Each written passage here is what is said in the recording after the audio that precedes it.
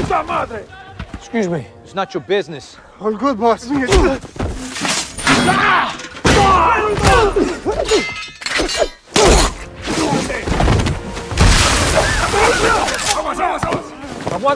The movie begins with a former Royal Marine Commando, Levon Cade, who now works as the leader of a construction team. He is known as a hard-working and responsible man, and because of that, everyone in the company respects him. She made these just for you. Jefe, please. Tell her thank you. Today's gonna be hard. Phones to build, phones to break down. We work hard today, there'll be a bonus for you. Have a good day.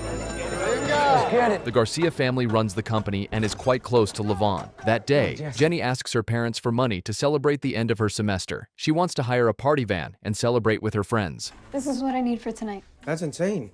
What is it? Is that for your wedding or something? Or? No, it's... At first, her father refuses, but when he feels that Jenny might get upset, he agrees to give her the money. Levon notices some gangsters arriving at the site. When he goes to check, he sees them threatening one of the workers for some unknown reason. Levon decides to step in. Puta madre! All good, boss.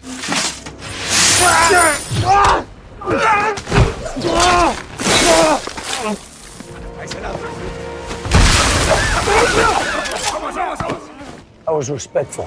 You weren't. Don't come back. Vámonos. Vámonos. Ya, vamos. We need to get back to work. Was that some military shit? You didn't see anything. Shredded chicken. Grandma made you some handmade grandma tortillas. Why is everyone always feeding me?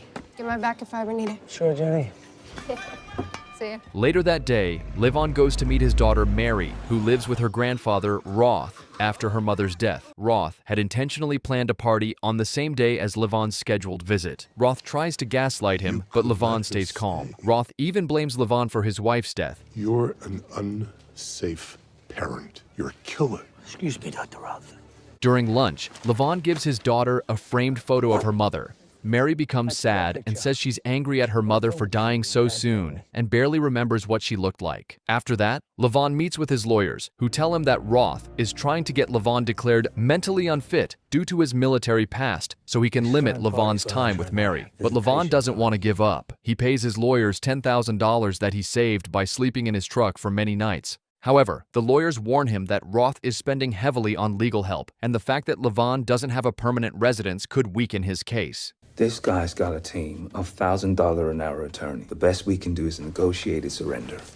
Hearing this, Levon rents a cheap room and moves in, but the room is in terrible condition and even the bed has blood stains on it. Later that night, Jenny is partying with her friends, but some gangsters are secretly watching them. When the girls go to a bar and try to book a back room, a bartender named Johnny asks Jenny her name and then shares her information with the gangsters. These gangsters are involved in human trafficking, and one of their clients had specifically requested Jenny. A while later, due to drinking too much, one of Jenny's friends starts vomiting and the girls take her to the toilet. As Jenny begins to return, the gangsters kidnap her. 3 days pass without any sign of Jenny, and her worried parents tell Levon everything. Knowing about his military background, they beg him to rescue their daughter and even offer him a large amount of money. We were worried, so we called the cops, and then on Sunday... My cousin Denora is a police captain in Philly, and she says they don't work these cases. My dad was a Green Beret. I could see you guys coming a mile away.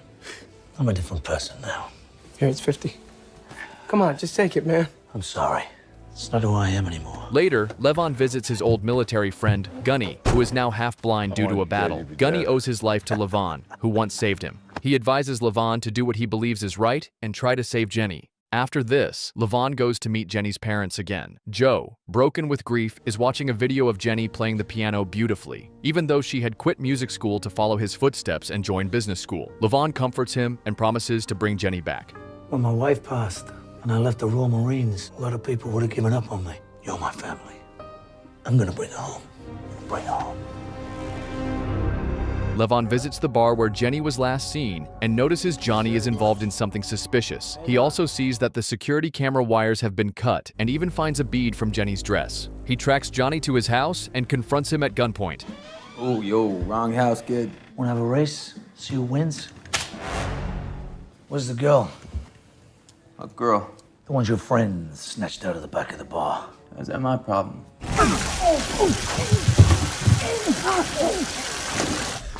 The busters know you deal dope over the bar top? Steal from the till? Yo, these guys are next level. They wipe out entire bloodlines. Where are you, brother?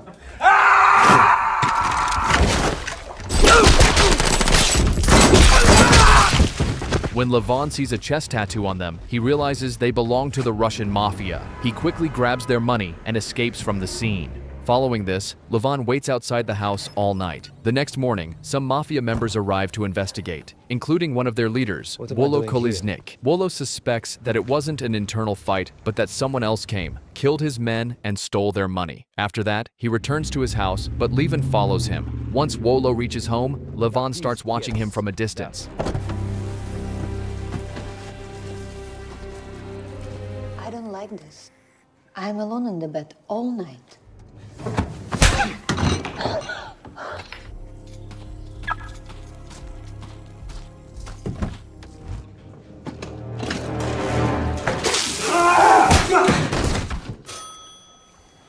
Hope you don't mind.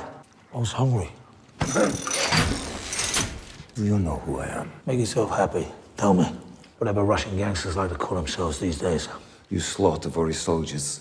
You will be hunted for 3 generations. That's for slapping that woman this morning. Here's your money. I'm looking for a young lady. I'm looking for her. Dimi, come here, домой. All of this is for a girl? I'm gonna bring her home.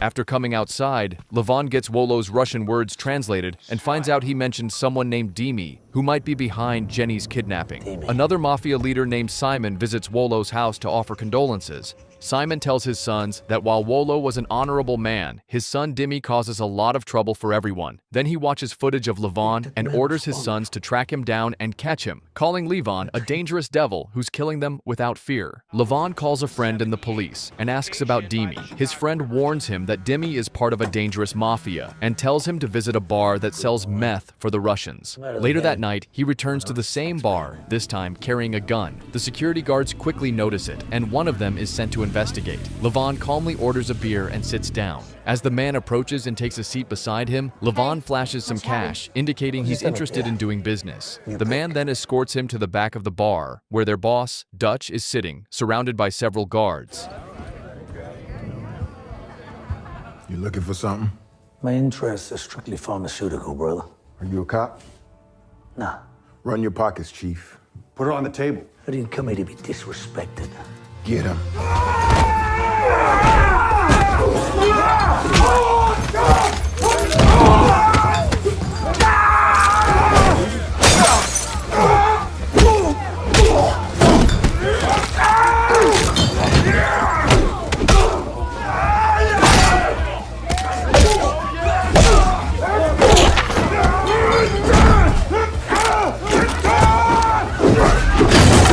Enough! You ain't a cop. You're a working man. Sounds about right.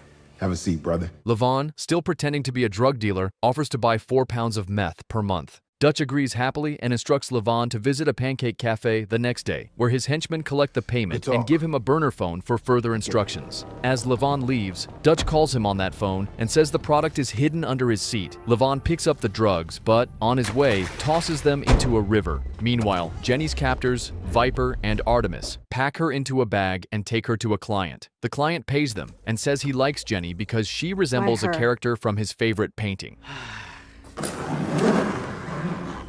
She bit me! She's supposed to be asleep! The client orders them to take her back. Back to Levon, Dutch calls him for a meeting with his superiors to run further verification since the business is risky. Following Dutch's instructions, Levon arrives the next day in a suit at a hotel, where Dutch introduces him to his supplier, Dimi. Levon hands over his payment, but they ask to see his driver's license for verification. Levon hesitates, but eventually hands it over, and it checks out. Satisfied, Dimi concludes the deal and hands Levon a briefcase containing 4 pounds of meth. He tells Levon to send an eggplant emoji through the burner phone if he ever needs more. Upon returning to his hotel, Levon flushes all the meth down the toilet again. He then checks Johnny's phone, which he had picked up earlier. On it, he finds Johnny's chat with Viper, where they were planning Jenny's abduction. Using the chat, Levon narrows down Viper's location to Dutch's bar. He goes there again and sits in his car to watch the place. But the bar's security woman spots him on camera and sends men after him. He's in a black Dodge Ram, hiding in the trees. Okay, we're pulling up now.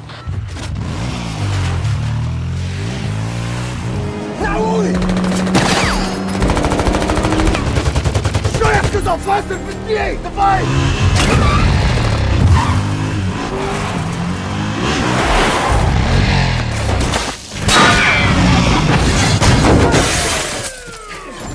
Show me your hands.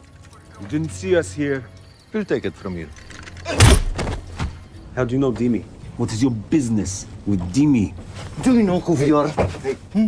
They are people whose ma dresses them funny.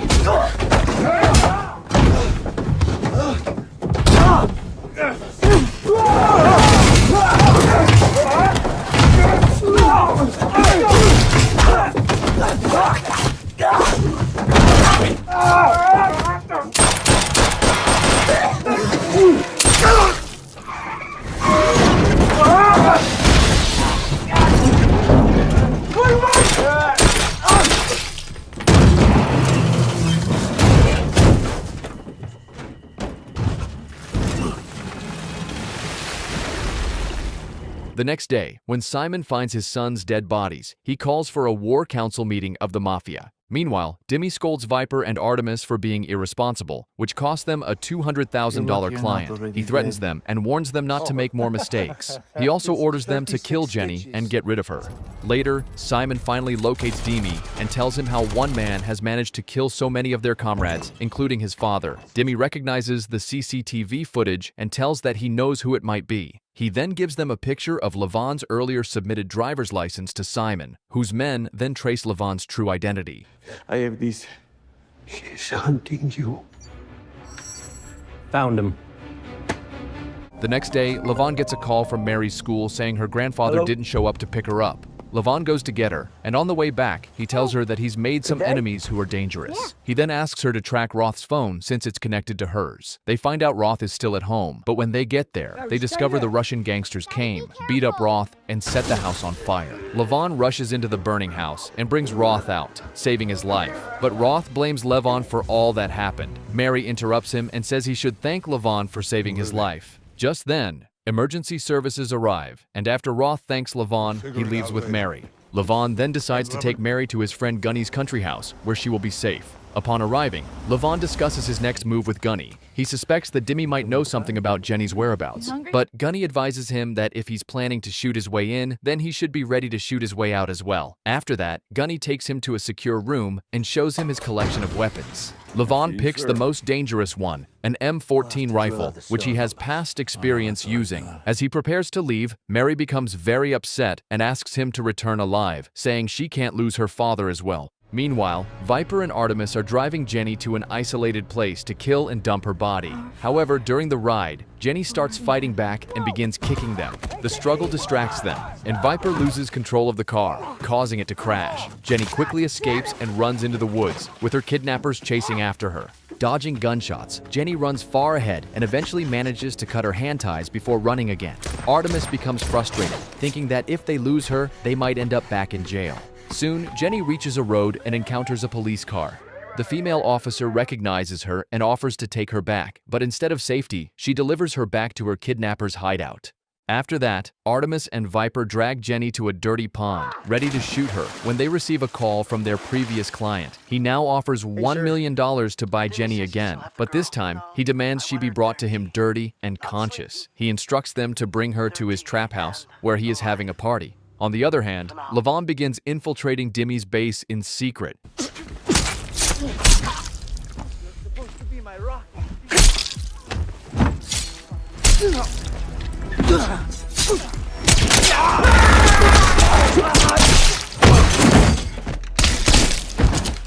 Come closer and she dies. No! I figured that. Instead of killing Dimi, Levon forces him into a car and makes him lead him toward Jenny's location. On the way, Dimi asks why he's doing all this for one girl. Levon replies that he made a promise to protect Jenny, and he intends to keep it. As they approach the trap house, Levon asks Dimi why he had kidnapped Jenny. Dimi replies that, for him, only money matters. Hearing this, Levon shoots and kills him. After that, Levon starts eliminating the trap house guards one by one.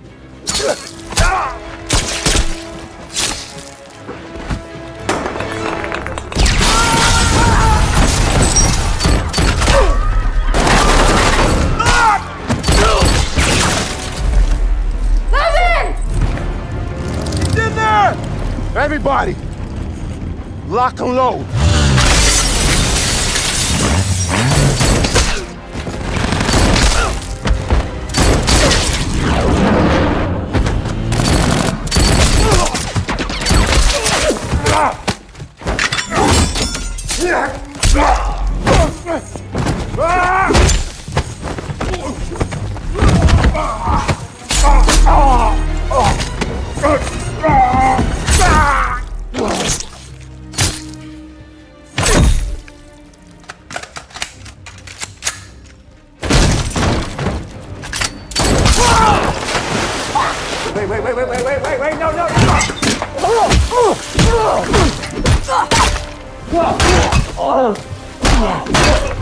Wait, no. Stay on my six. What's that mean? Follow me.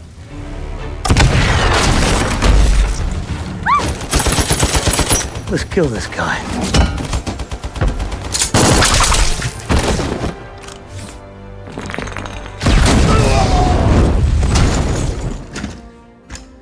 See you on the other side. What was that?